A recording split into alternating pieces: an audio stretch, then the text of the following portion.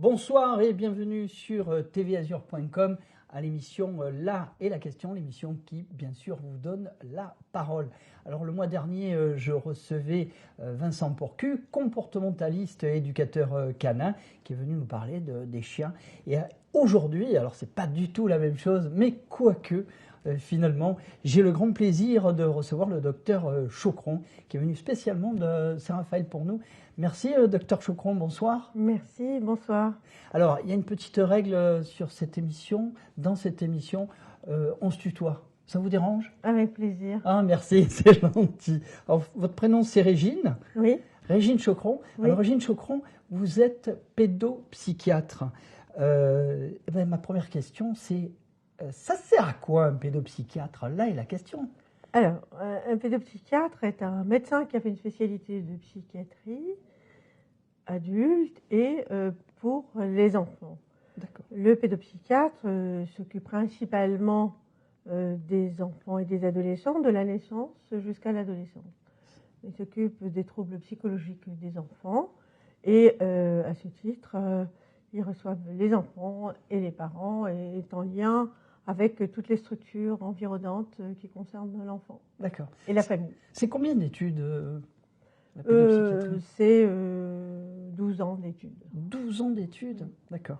Alors j'ai vu, je me suis intéressé à la question bien sûr, en journaliste, et j'ai vu que c'est apparu en fait dans les années 80-90, le pédopsychiatre. Avant, ça n'existait pas. C'est ça. En fait, la spécialité de pédopsychiatrie existe depuis cette époque-là, et c'est une spécialité qui s'est beaucoup développée avec toutes les structures adaptées qui concernent les enfants et les adolescents. Alors vous avez 12-13 ans de formation. Ça fait combien d'années que vous exercez? Une trentaine d'années. Une trentaine d'années. Alors, sur le golfe de Saint-Tropez, hein, vous êtes connu, hein, je vous ai rencontré personnellement et beaucoup de gens du golfe ont eu recours à vos services. Vous exercez toujours? Toujours? Oui. Hein? Oui. Bon, parce qu'à un moment donné, on m'a dit non, elle est à la retraite. Non, pas du tout. Pas du tout. Madame Chaucron est là pour le prouver, elle exerce toujours. Alors, on va rapidement rentrer, on va attendre les questions des téléspectateurs. N'hésitez pas, hein, vous avez vu, l'interface est là. Elle est anonyme. Si vous avez des questions, n'hésitez pas. Hein, c'est vraiment fait pour ça. Vous posez les questions, je les reçois. Et moi, à mon tour, je les poserai à Régine. Alors, on va démarrer avec une question qui est, à mon avis, importante. Vous l'avez dit, ça démarre avec les bébés, hein, la pédopsychiatrie. J'ai eu l'exemple, et j'ai l'exemple autour de moi, de bébés qui ne dorment pas ou qui ne mangent pas. Qu'est-ce qui se passe? Alors, qu'est-ce qui se passe? Vous allez me dire, si je ne vois pas l'enfant, ou les parents, je ne peux pas dire ce qui se passe. Mais globalement, qu'est-ce qui peut se passer? Est-ce qu'un bébé peut... On a parlé de la dépression du bébé, ça existe réellement? Alors, à ce titre, j'ai un exemple à vous raconter, puisque une maman a été venue avec son bébé parce qu'il ne dormait pas, et pendant tout l'entretien, je n'ai pas vu la couleur de ses yeux parce qu'il a dormi. D'accord. C'était d'ailleurs à la Croix-Valmer. D'accord. Bon, alors, on a l'habitude de dire que c'est l'anxiété de la maman qui entraîne le fait que le bébé ne dort pas. Mais on dit ça, mais c'est pas pour culpabiliser la maman. C'est que, évidemment, il est important de discuter avec la maman, de savoir qu'est-ce qui se passe au moment du coucher, dans la journée, et de raconter l'histoire de cet enfant. D'accord. C'est intéressant ce que vous dites, raconter l'histoire. Ça fait penser le coucher, raconter une histoire. Pendant longtemps, on a raconté des histoires aux enfants pour qu'ils s'endorment. Et on racontait ce qu'on appelle des histoires dévorantes. Hein, l'histoire du grand méchant loup, les vieilles histoires, etc. C'est fini, ça, c'était pas très bon, ça. Hein. Oh, et maintenant, ce sont des histoires qui sont beaucoup plus sympathiques. Ouais. Elles sont chacun a le choix de raconter les histoires qu'il trouve sympathiques pour son enfance. Il n'y a pas de caricature, de modèle, mais évidemment, les histoires qui sont agréables et douces sont bien pour endormir les enfants. C'est un bon rituel avant le coucher? Absolument, ouais. absolument, oui. Oui. Parce que c'est vrai que la vie d'aujourd'hui, elle est un petit peu stressante pour les parents. Alors on a d'autres choses à faire, on a fini de manger, il faut faire la vaisselle. Et puis il y a des trucs à la télé, vite, vite. Et on oublie un peu, on passe à côté de ça. Hein. C'est important, je crois. Très important. Très important. Très important. Merci de le souligner. Très bien. Alors, du bébé à l'adolescent, on a parlé de la psychiatrie. Le bébé qui ne mange pas, c'est du même ordre? Alors, c'est peut-être un peu plus compliqué, là. Hein. Un bébé qui ne mange pas, il faut chercher la cause. Alors, ça peut être une origine somatique, ça peut être le lait. Bon, il faut éliminer un problème somatique, évidemment. Après, un bébé qui ne mange pas, c'est aussi lié, si le problème somatique est écarté, à la relation qu'il peut y avoir entre le bébé et ses parents. Et ses parents ou la mère? Et la mère, bien sûr. Alors, parce que le bébé, il y a le côté charnel avec le sein. C'est ça, mais le papa a son rôle à jouer aussi, hein, Ouais, donc il ne faut pas l'oublier. Est-ce que c'est facile enfin, c'est facile. Ça doit assez être compliqué pour les parents, à un moment donné, d'accepter le fait que s'il y a problème, peut-être ils viennent de eux. C'est quelque chose qui se fait facilement, ça? Alors, j'ai l'habitude mais maintenant, on a dépassé ce débat. D'accord. Il était très actuel il y a quelques années, mais maintenant on l'a vraiment dépassé parce qu'en fait, les parents ont bien compris qu'ils sont là pour parler de leur enfant et que je leur dis d'emblée, c'est pas pour vous culpabiliser, sinon ça bloque tout et on ne va pas plus loin. C'est pour parler de leur enfant et apprendre à parler de leur enfant parce que il y a tout un langage qui est parfois méconnu autour du domaine affectif et c'est une sorte d'apprentissage des parents pour savoir ce que c'est le domaine affectif. On n'est pas formé à être parent, hein. Il n'y a pas de modèle, il n'y a pas de bouquin pour apprendre à être parent. On est parent du jour au lendemain. Je crois que la plupart des parents, comment dirais-je, sont des bons parents. A priori, mais il peut y avoir des problèmes qui se posent du fait d'histoires compliquées de chacun des parents ou de l'environnement dans lequel ils sont à un moment donné. Alors, quand vous recevez les parents et l'enfant, en général, comment ça se passe? Vous les recevez tous les trois? Oui. Ouais. Oui, je reçois l'enfant avec... La première consultation, c'est une consultation avec les parents. D'accord. Justement pour faire un peu le tour de la situation, savoir dans quel environnement l'enfant vit, quelle est son histoire, quels sont les symptômes qu'il présente et à partir de là définir une conduite à tenir. D'accord. Et là, vous avez parlé de première consultation. Deuxième consultation, c'est l'enfant tout seul. C'est ça. D'accord. Et là, on a les deux équilibres, enfin on a les deux visions. Oui, alors évidemment, ça dépend de l'âge, hein, parce que l'enfant tout seul, c'est à partir d'un certain âge. Hein, oui. Voilà. Donc oui, on reçoit l'enfant seul et en général, on peut mettre en place un suivi avec les enfants par des consultations régulières et un travail d'accompagnement avec les parents. Donc qui amène à une évolution. Alors, on arrive souvent presque à dire on va coller des étiquettes hein, sur les désordres des enfants. Hein, l'hyperactivité, ça vient vite maintenant, c'est un petit peu à la mode. Hein, on a découvert ça il n'y a pas tellement longtemps. L'hyperactivité, on a vite fait de dire mon enfant est hyperactif oui. parce que il faut un peu le bazar dans la classe.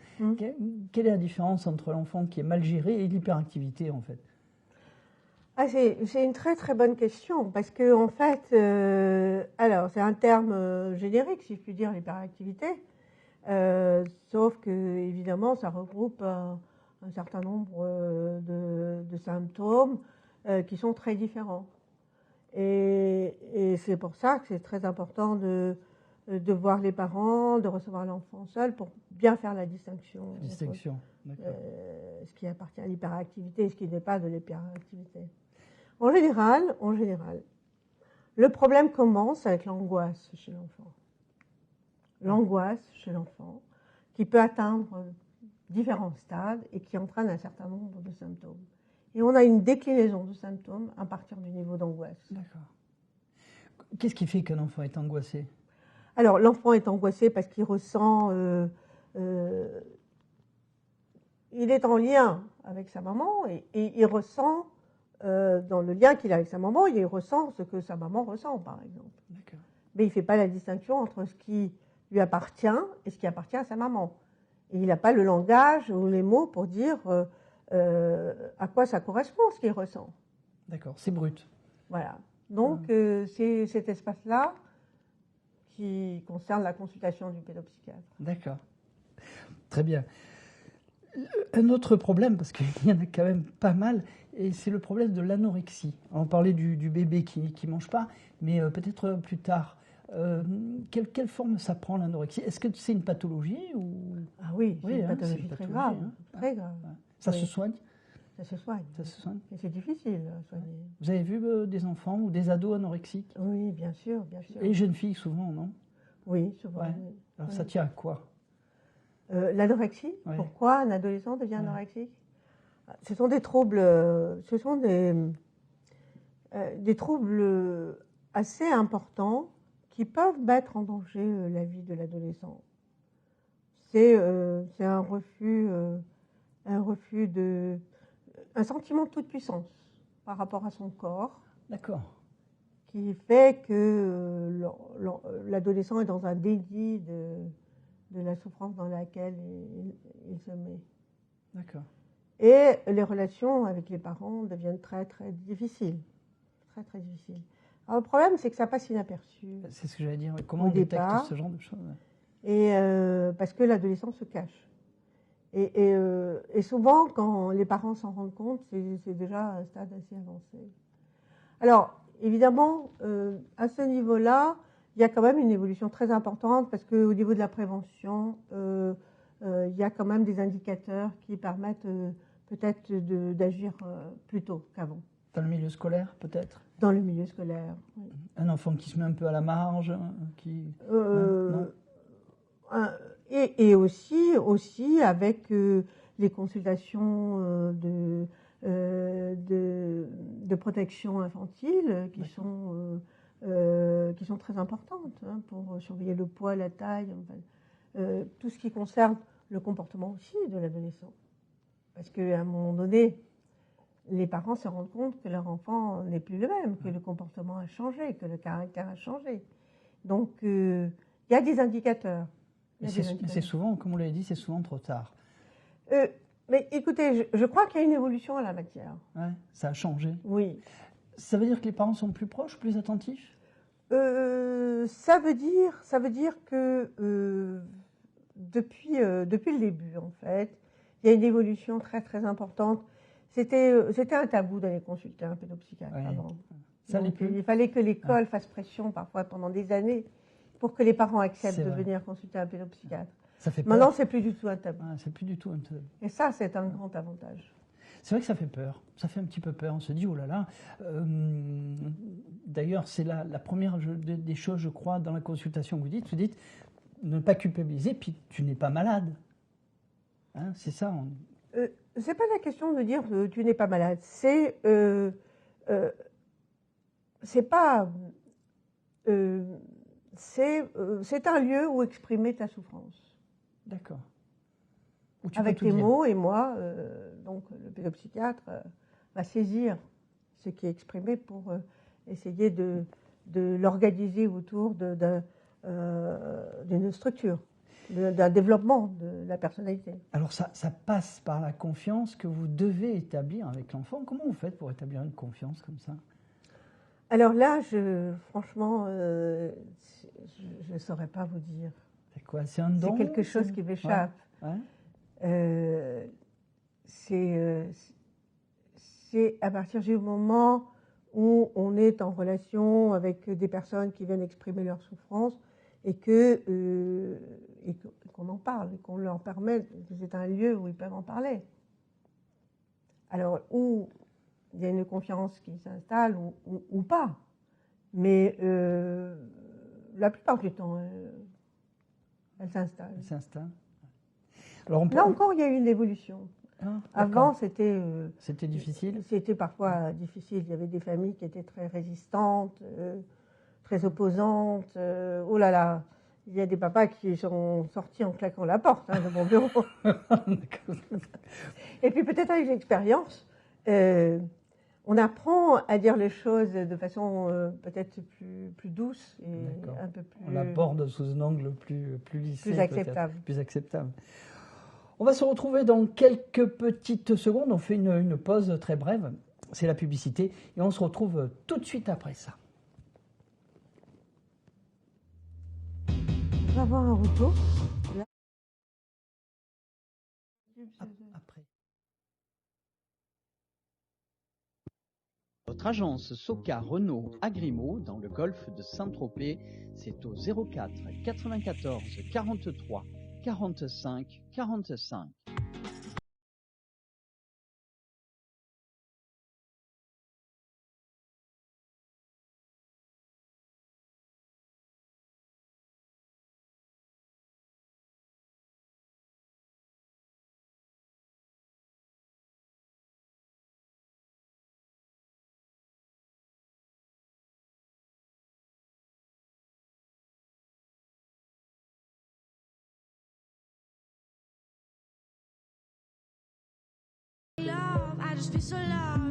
Nouveau Renault Scénic, réinventons le quotidien. Votre nouveau Renault Scénic vous attend à l'agence de Soka Renault à Grimaud, golfe de Saint-Tropez, au 04 94 43 45 45. La société Marine Plaisance, implantée à Cavalère depuis 1978, propose à la vente des bateaux neufs et d'occasion, mais aussi un espace de carénage, une cale de mise à l'eau et un grutage des unités jusqu'à 40 tonnes. Marine Plaisance vous propose également de découvrir son agence commerciale avec accueil des clients. Marine Plaisance est concessionnaire des marques Jeannot, Prestige, Prestige Yacht, agent motorisé Volvo, Suzuki, Mercruiser. L'assurance d'une navigation réussie en toute sécurité, c'est Marine Plaisance à Cavalère. Téléphone au 04 94 64 01 32. Depuis plus de 30 ans, l'entreprise TVS Eric Schwartz est spécialisée dans l'équipement et l'installation en hydraulique des parcs et jardins. TVS installe tous les équipements pour les forages jusqu'à des profondeurs supérieures à 350 mètres. TVS réalise pour vous l'arrosage automatique, la création de bassins naturels, d'étangs ou encore la création de cascades et fontaines. Dans le golfe de Saint-Tropez, la garantie d'une maîtrise hydraulique, c'est TVS Eric Schwartz au plan de la Tour, au 04 94 43 79 60.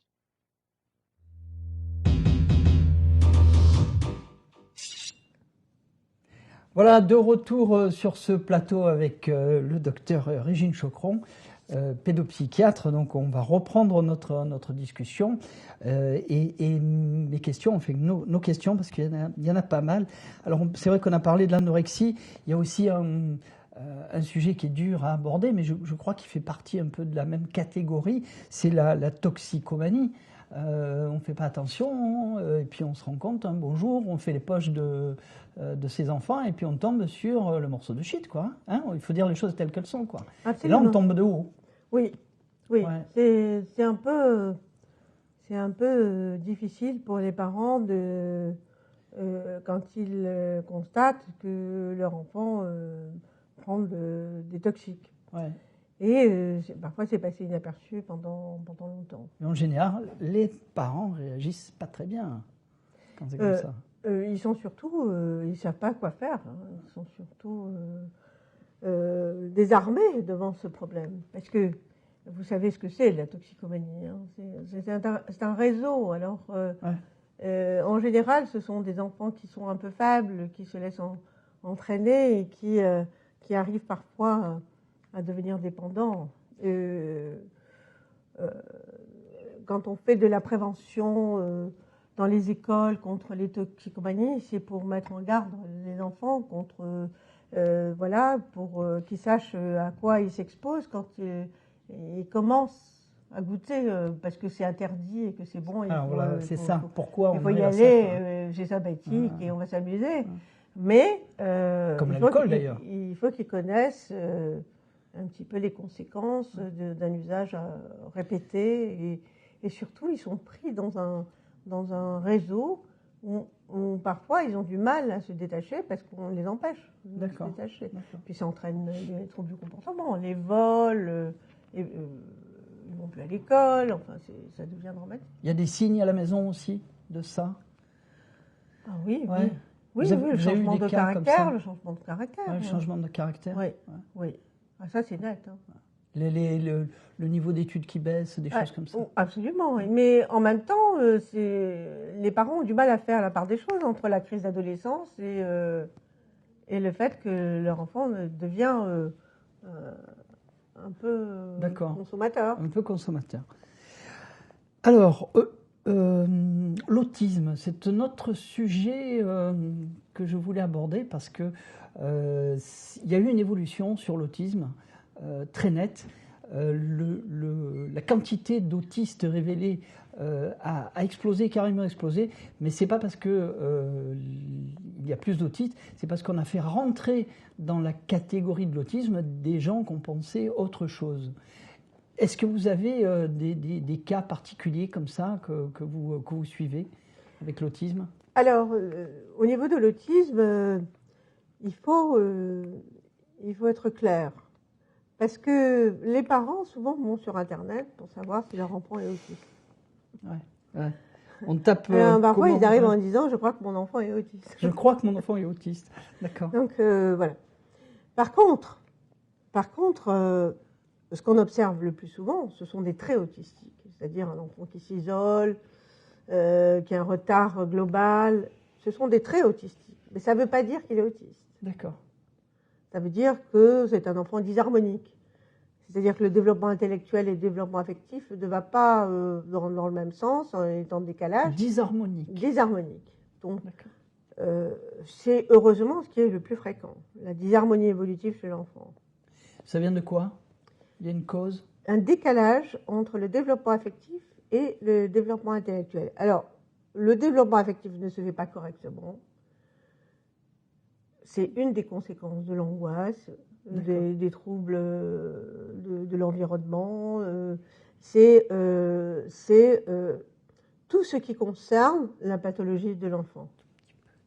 Tout ce qui concerne la pathologie de l'enfant. Parce que ça entraîne des troubles des apprentissages, ça entraîne des troubles de la concentration, ça entraîne une certaine hyperactivité, des troubles du comportement, etc. Donc, quand on parle de disharmonie évolutive, il faut qu'on sache qu'il s'agit d'un développement affectif qui ne se fait pas correctement. D'accord.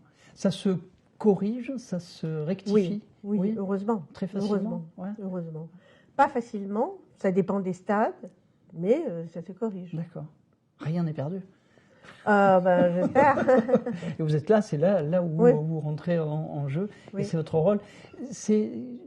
Je ne pense pas qu'il y ait un nombre de séances prédéfinies, mais un enfant comme ça qui est disharmonique, combien de séances Alors, ça dépend de la gravité, évidemment. Ce sont des enfants qui peuvent être pris en charge en consultation, mais aussi dans des structures appropriées, comme des hôpitaux de jour, et avec des prises en charge multiples, l'orthophonie, la psychomotricité, le psychologue, un travail en groupe.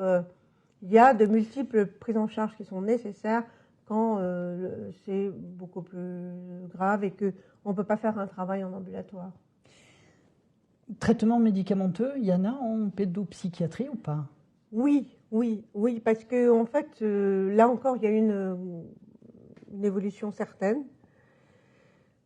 Parce que il y a beaucoup d'enfants qui, autrefois, on ne donnait pas de traitement médicamenteux, mais maintenant, il y a des enfants qu'on peut donner, qu'on peut traiter avec des médicaments et qui, grâce à ça, peuvent reprendre une activité scolaire, se concentrer et évoluer vers un cursus scolaire normal. D'accord. Je pensais que c'était réservé à la psychiatrie, mais effectivement, mais c'est des cas peut-être extrêmes, quoi, non? Non, ce ne sont pas des cas extrêmes, mais c'est plus courant qu'on ne le pense, parce que, comme je vous le disais, l'angoisse chez l'enfant atteint parfois des stades tels qu'il est nécessaire de donner un petit traitement médicamenteux. D'accord. Les parents peuvent détecter une angoisse chez leur enfant? Ah oui. Ouais. Oui. C'est quoi les signes? Alors, les signes de l'angoisse chez l'enfant, c'est le manque de concentration, c'est l'hyperactivité, c'est tous les symptômes qu'on observe chez l'enfant qui ont des difficultés. D'accord. Ça peut venir de très très loin, c'est pas forcément le ressenti peut-être des parents, mais ça peut venir de plus loin encore, un traumatisme à la naissance, quelque chose comme ça peut venir, il y a plusieurs facteurs. Il peut y avoir un traumatisme à la naissance, il peut y avoir une dépression chez la maman, D'accord. Des séparations multiples chez les parents. Il y a plusieurs sources d'angoisse. Et parfois, c'est plusieurs sources en même temps. Ouais. Alors, je vais vous parler d'un sujet, c'est un sujet un petit peu tabou, Internet, les jeux vidéo, tout ça, pour ce qui est enfant. On voit maintenant, là j'ai mon iPad dans les mains, mais on voit des tout petits enfants, j'ai vu des tout petits enfants avec déjà l'iPad ou quoi, et on joue dessus, comme ça on est tranquille. C'est une bonne chose ça ou pas? Moi, ça me chagrine. Moi, je suis peut-être d'une autre génération, mais ça me chiffonne. Oui, non, mais alors, c'est vrai que la génération actuelle sait très bien utiliser cet outil. Mais vous savez, on ne peut pas aller contre l'évolution, parce que, évidemment, ça permet un développement chez l'enfant qu'on ne connaissait pas. Ouais. Mais il y a une chose qui est sûre, c'est que les parents sont obligés d'être vigilants. Pour qu'ils ne deviennent pas, c'est un peu comme la télévision, il y a 30 ans. Ouais.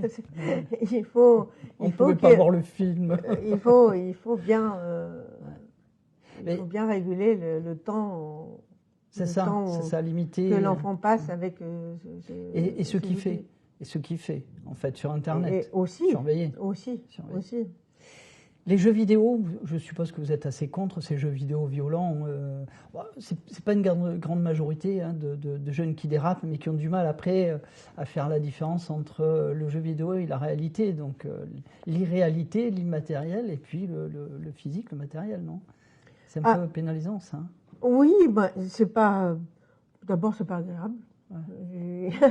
Je crois que il faut aider l'enfant à choisir aussi.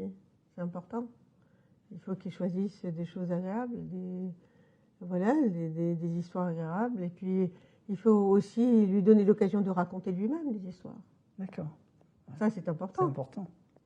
Alors, chez les ados, aujourd'hui, il y a les jeux vidéo, mais surtout les jeux vidéo en ligne. C'est-à-dire qu'on ne joue plus. On est seul, on est seul face à son écran, à sa machine, mais en fait on fait partie d'un réseau. Alors ils se parlent, ils disent des choses, des fois ils s'insultent un petit peu parce qu'il y en a un qui a mal joué, etc. Est-ce que en fait c'est un changement sociétal important, tout ça? Est-ce que c'est une bonne chose ou pas? Très important. Oui, écoutez, je crois que là maintenant on peut plus se demander si c'est une bonne chose ou pas. Le fait est que ça existe. Et que les modes relationnels se transforment. Mais bon, ça ne va pas changer la nature humaine. C'est une évolution. C'est une évolution ou une involution? Oh, je crois que c'est une évolution, sauf qu'on ne sait pas jusqu'où ça peut aller. Ouais, c'est ça. Mais finalement... Il faut toujours, enfin moi je vois le bon côté des choses, un enfant ou un ado qui est isolé dans son coin parce qu'il n'a pas trop de potes, finalement il a quand même des potes, mais à travers ses jeux en réseau, quoi. C'est pas complètement négatif. Ouais, c'est un mode de société qui se transforme, parce que je ne sais pas qui disait finalement on peut rester seul, ils ont l'impression de ne pas être seuls, mais ils sont seuls, alors qu'avant on se réunissait entre amis. C'est ça. Moi, j'ai 500 amis sur Facebook. Bien. C'est une image. Hein. Un sujet que j'aimerais aborder avec vous et qui est un sujet aussi assez sensible, et les médias en parlent rarement, c'est un petit peu tabou, c'est le suicide chez les adolescents. Alors, il faut savoir que le nombre de suicides ne cesse d'augmenter depuis les années 70. Donc il s'est vraiment passé quelque chose. Ça représente aujourd'hui 1000 décès par an d'adolescents. sur 80 000 tentatives par an.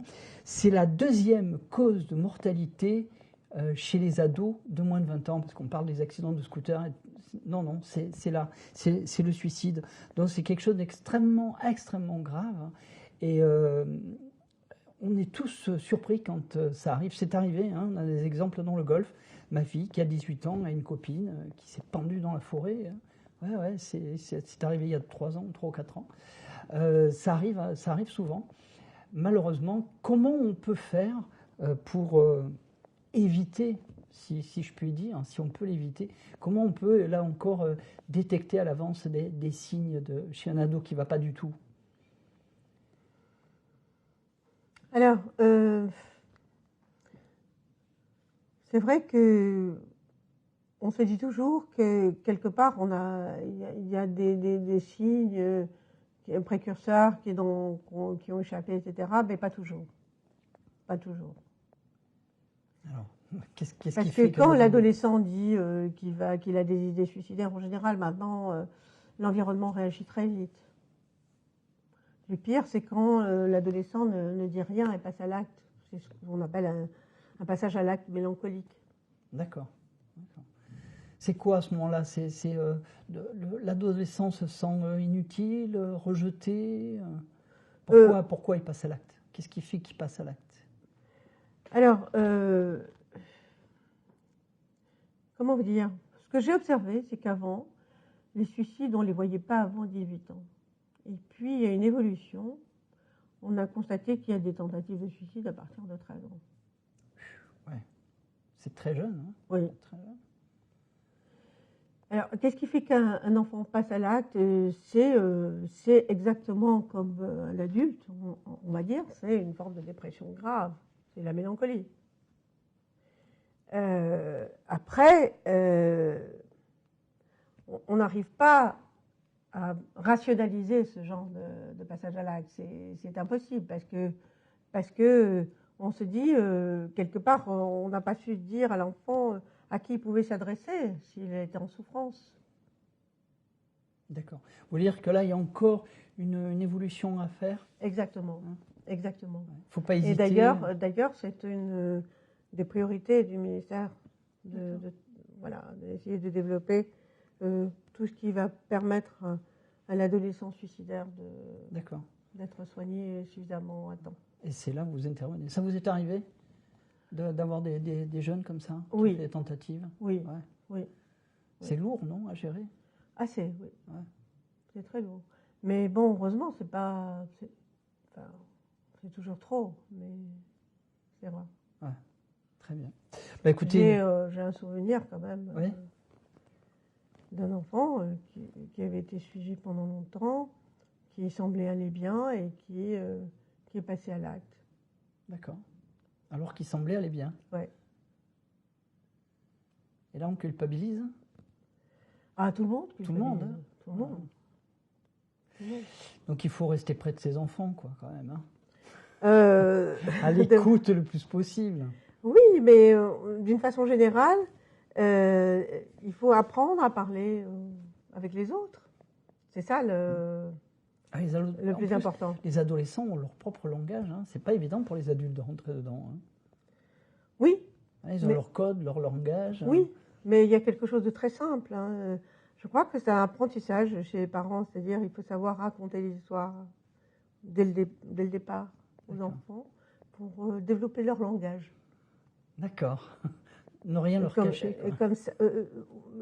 Et comme ça, l'enfant apprend à développer son imagination. Et ça, c'est la règle principale. L'imagination, tiens, c'est intéressant. Apprendre à développer l'imaginaire d'un enfant. Ouais. C'est une échappatoire. C'est mon travail du matin au soir. D'accord. C'est pas l'échappatoire. Non. C'est ce qui permet de grandir. Ouais. L'enfant grandit grâce à ça. Sinon, il ne développe pas sa pensée. Tout le monde n'est pas égal sur ce thème-là. Il y a des gens qui ont plus d'imagination que d'autres. Un enfant qui ne sait pas jouer, c'est un enfant qui est en difficulté. D'accord.